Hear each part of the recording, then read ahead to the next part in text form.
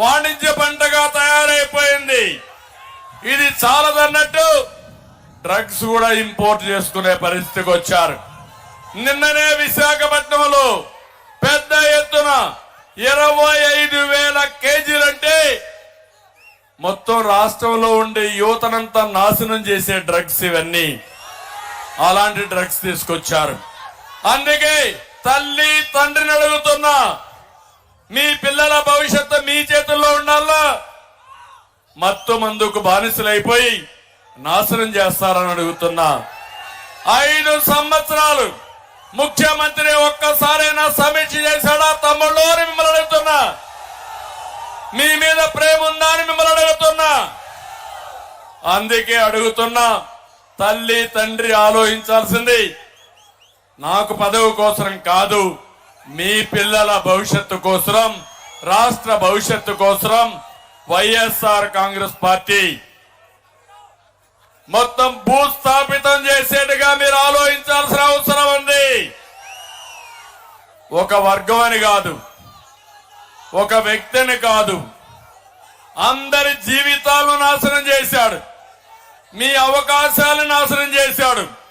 ఇప్పుడు జాతిని నాశనం చేయాలని ముందుకు పోయే పరిస్థితికి వచ్చాడు.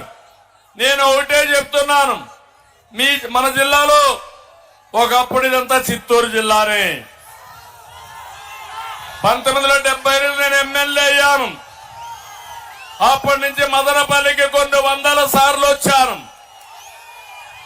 మీ అందరి ఆశీస్సులతో రాజకీయం చేశాను.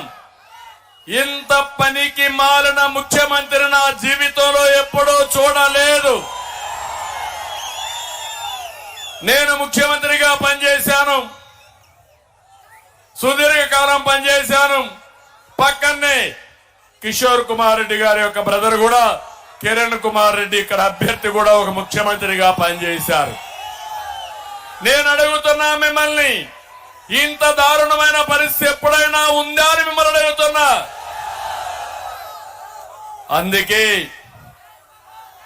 మామూలుగా నేను ఆలోచించింది, ఎన్నికలంటే రాజకీయ పార్టీలు వచ్చి ఓట్లు అడుగుతా ఉంటాం.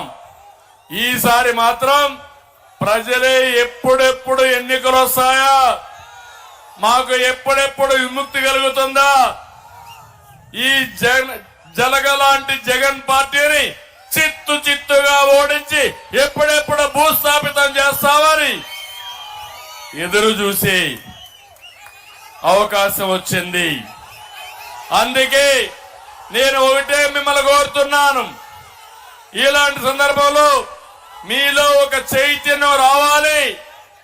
ఆ చైతన్యం ఈ రాష్ట్రాన్ని బాగు చేసే పరిస్థితి రావాలి. ఒక్క విషయం నేను మీ అందరికీ చెప్తున్నాను, నేను ముఖ్యమంత్రిగా ఉన్నప్పుడు ఒకటే ఆలోచించాను. నేను రాయలసీమలో పుట్టాను, చిత్తూరు జిల్లాలో పుట్టాను. రాయలసీమ సమస్యలు తెలిసిన వ్యక్తిని నేను. మీరు ఒక్కసారి చూస్తే రాయలసీమ ఒకప్పుడు రతనాల సీమ, ఇప్పుడు నీళ్లు లేక కరువు సీమ కింద, రాళ్ల సీమ కింద మారిపోయే పరిస్థితి వచ్చింది. మొట్టమొదటిసారిగా ఈ విషయం గుర్తించిన మహానాయకుడు నందమూరి తారక రామారావు గారు. ఆ మహానాయకుడు ఒకటే ఆలోచించాడు, కృష్ణా జలాలు రాయలసీమకు తేవాలని. హంద్రి నీవా, నగరి గాలేరు తెలుగు గంగ ప్రాజెక్టులు ప్రారంభించాడు. అది ప్రారంభం. నేను 2014లో మళ్ళా రెండోసారి ముఖ్యమంత్రి అయినప్పుడు రాయలసీమ ఇరిగేషన్ ప్రాజెక్టుల పైన శ్రద్ధ పెట్టాను. 1, 2 కాదు,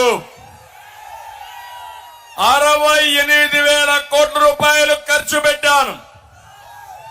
ఒక హంద్రి నీవాక 5,800 కోట్లు ఖర్చు పెట్టాను. కాలువల మీదనే పడుకున్నాను. మీకు జ్ఞాపకం ఉంటుంది, మదనపల్లికి వచ్చి ఇక్కడే చెరువు దగ్గర పడుకున్న రాత్రి ఇప్పటికి కూడా నాకు జ్ఞాపకం ఉంది. దేనికోసం? కాలువలు పూర్తి కావాలని, వారం రోజులకు ఒక్కసారి నీళ్లు ఇచ్చే మదనపల్లిలో త్రాగునీటి సమస్య పరిష్కారం కావాలని ప్రతి ఒక్క నేను ముందుకెళ్ళా. నేను అడుగుతున్న తమ్ముళ్ళు, నీళ్లు తీసుకొచ్చాం, చెరువులకు నీళ్లు ఇచ్చాం, ఎన్నో సమస్యల పరిష్కారం చేశాం, 1000 కోట్ల వరకు నీళ్లు తీసుకెళ్లాను. ఈ రోజు అడుగుతున్నా, 5 ఏళ్ళు అయ్యింది, ఒక్క టీఎంసీ నీళ్లు వచ్చాయా చిత్తూరు జిల్లాకి? వచ్చాయా అని మిమ్మల్ని అడుగుతున్నా. మదనపల్లికి వచ్చాయని నేను అడుగుతున్నా. 1 ఎకరాకు నీళ్లు ఇచ్చారా అని నేను అడుగుతున్నా. 12,000 కోట్ల రూపాయలు నేను ఖర్చు పెడితే దుర్మార్గులు రాయలసీమ మీద 2,000 కోట్లు ఖర్చు పెట్టి కడాన సాక్షి పేపర్కు అడ్వర్టైజ్మెంట్ కి ఇచ్చిన డబ్బుల కంటే తక్కువ రాయలసీమ ఇరిగేషన్ కి ఇచ్చి కనీసం వీళ్ళ అడ్వైజర్స్ ఇచ్చే జీతాల్లో సగం కూడా రాయలసీమ అభివృద్ధికి ఖర్చు పెట్టిన దుర్మార్గులు వీళ్ళు. ఇదే గాని మీరు గుర్తుపెట్టుకోవాలి. సాగు నీరు వస్తే పంటలు బంగారు పంటలు పండిస్తాం.